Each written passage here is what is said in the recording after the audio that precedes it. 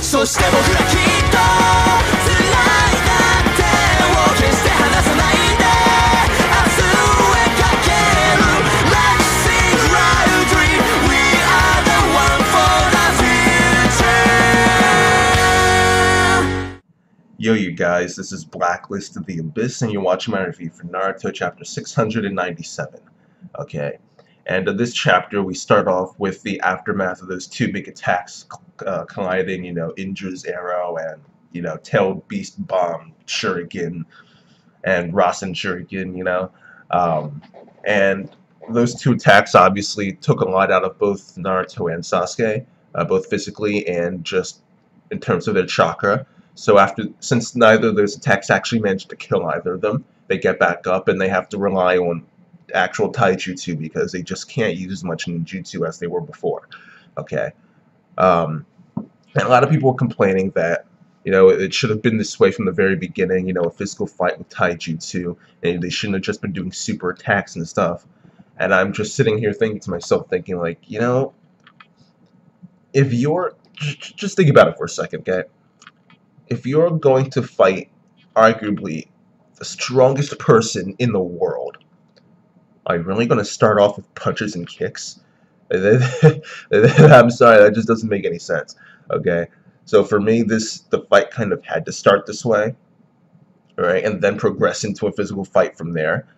Because there's no way, if you're fighting the strongest person in the world, you're just going to try and do some basic attacks and say, "I hope it works." You know, that just doesn't make sense. Okay, so the fight started off big, and now it's smaller, physical fight.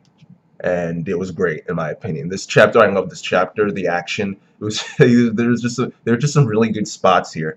Okay, the Uzumaki barrage that Naruto hit, Sasuke tried to counter it. They both ended up punching each other. The minute I saw Sasuke reveal those summoning tags on his wrists, I knew stuff was about to go down. I knew we were in for a good fight. All right. And Sasuke summoned a few shuriken, and he actually hit some of Naruto's clones with them, but they didn't disappear. They didn't disappear. So even these clones have gotten an upgrade in durability. Okay, because these clones, you can like flick them in the forehead before and they disappear. Now they're getting hit with shurikens and they're still going. All right, Sasuke even caught one of them with the Chidori, but it didn't disappear even then. He was sitting there holding Sasuke down until the real Naruto could come around and punch him. All right, so that was funny. I mean, if a Naruto clone can beat the third Raikage, then I'm pretty sure, like, I'm pretty sure these clones are legit now. Like, a Naruto clone is probably stronger than pretty much everyone else in the series. Like, yo, this is fun. Okay, moving on. Naruto ended up making a Rasengan with one hand. Okay, that's the next thing that happened here. The next spot that happened here, which in reality shouldn't be too surprising, because he's done it before with Tailed Beast mode and Chakra mode and Sage mode and stuff, but this is the first time he's done it as like normal Naruto. But that really shouldn't be a surprise, because we've seen throughout the course of the war that his chakra control has just grown and grown and grown and grown. All right, like when he had to give his chakra to everybody, and he had to match it perfectly for each individual person, because everyone has different types of chakra. So he had to match it for each person when he was giving them his chakra.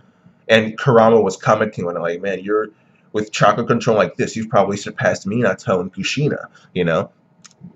And you gotta remember why it is he had to use clones for the Rasengan in the first place. And because he didn't have the chakra control to be able to do the change in chakra nature and the change in chakra form, or whatever the two things he had to do were. But now that he has actual good chakra control, he doesn't need another clone to do that crap. He can just do it himself. Okay, so I thought this was fine. It made perfect sense. Yeah, man, Randy Orton. All right, this dude Naruto, this dude Naruto went to go hit Sasuke with a Sengan, and then he just tripped and fell. Right. Like an RKO out of nowhere, and then he got punted too. He got punted too. Clearly, Masashi Kishimoto has been watching these Randy Orton Vine videos. Okay, like, he just tripped and fell, and then he got punted. That was funny. All right. But then after that, we see them just fighting, fighting, fighting, fighting. We get a little flashback, which is fine, not a big deal. It was a page long, it's not a big deal. People get tired of Naruto flashbacks, but if it's a page long, it really does not, it's not a big deal at all. Like, people need to stop complaining. Um, it's Masashi Kishimoto is pretty much addicted to flashbacks and he uses them way too often. But if it's just a page long, it's really not a big deal. It's only when you start getting these like 3-4 page flashbacks with Hashirama sitting at the first 5 Kage summit and talking with everybody. You know, it's only when you get flashbacks like that that are completely irrelevant. Well, not completely irrelevant, but still not, which is not really necessary. It's only when you get flashbacks like that where you could say, like, okay, this is stupid, Kishi. Like, calm down. All right, but this is just like a page long. It's really not a big deal. People need to stop complaining.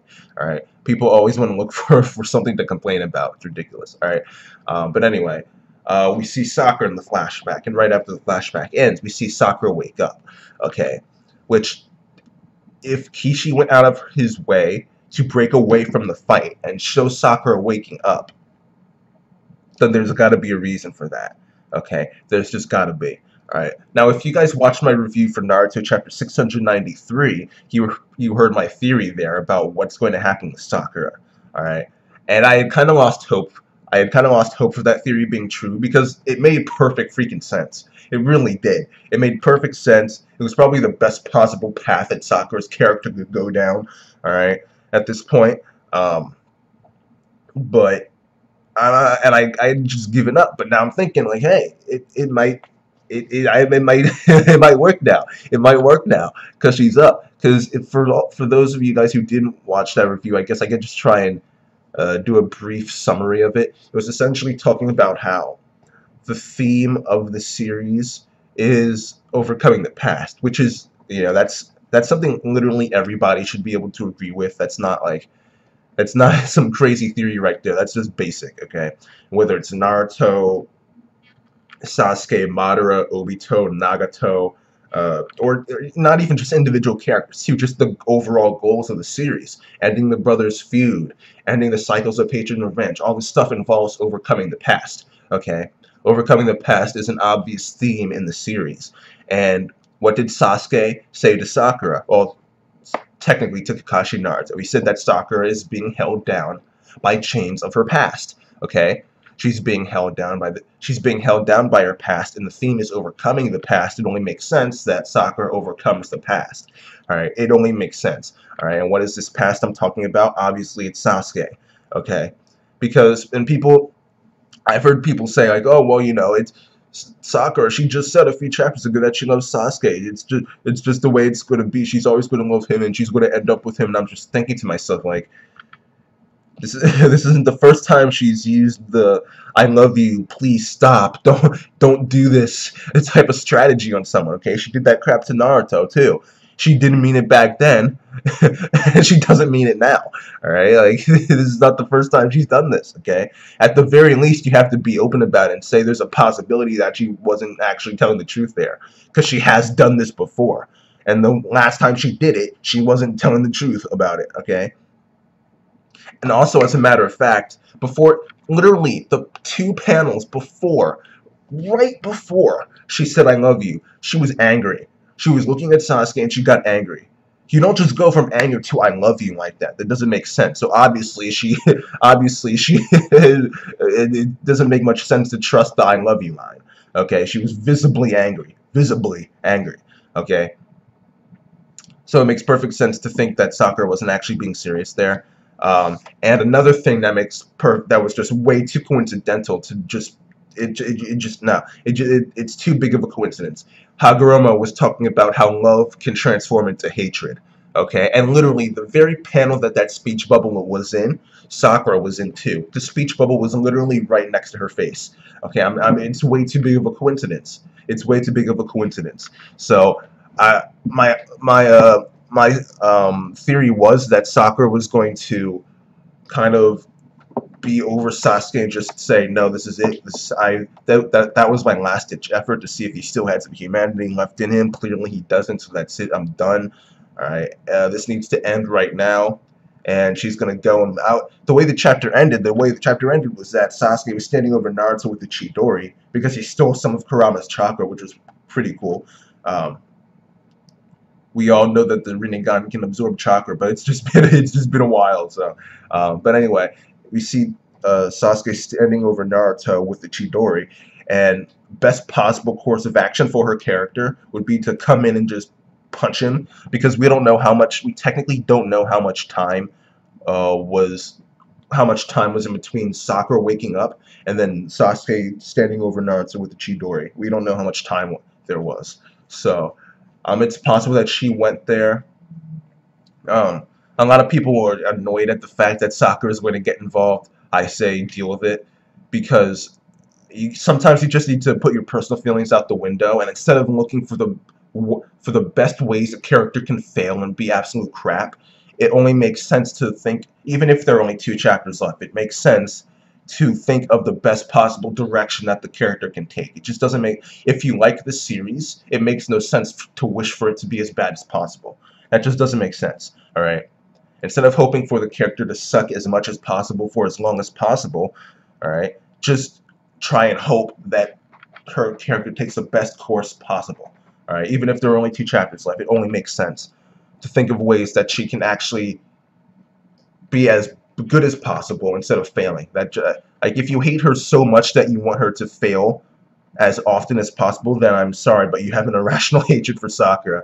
Alright, like that's just how it is. Okay, if you don't like a character if you don't like her because she's a bad character, then you should agree with me that you want her to be as good as possible, even in the final moments of the series. But if you want her to fail, then you just have an irrational hatred for her. You're just a hater, so that's just how it is. All right, but you just have to accept the fact that she's going to get involved, because she is going to get involved. All right, but anyway, and that's it about Sakura.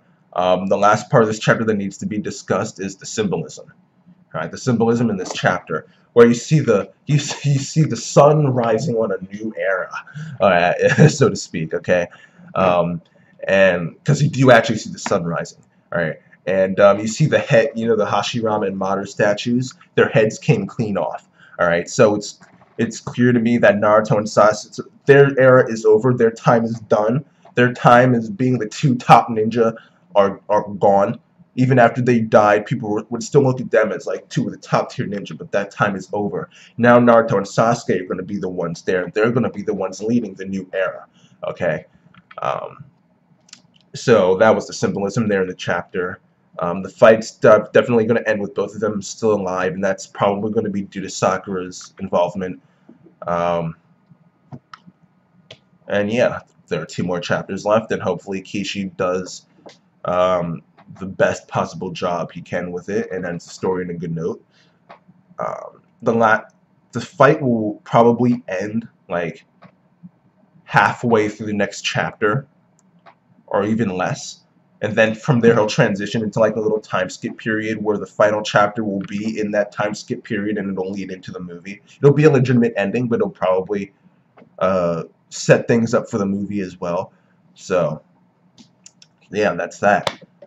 Overall, I'd give this chapter 9 out of 10. I thought it was great. The fight was great. Symbolism was great. Everything was great. So yeah, that's that, you guys. Chapter gets a 9 out of 10. Rate, comment, subscribe, and I'll see you guys next time.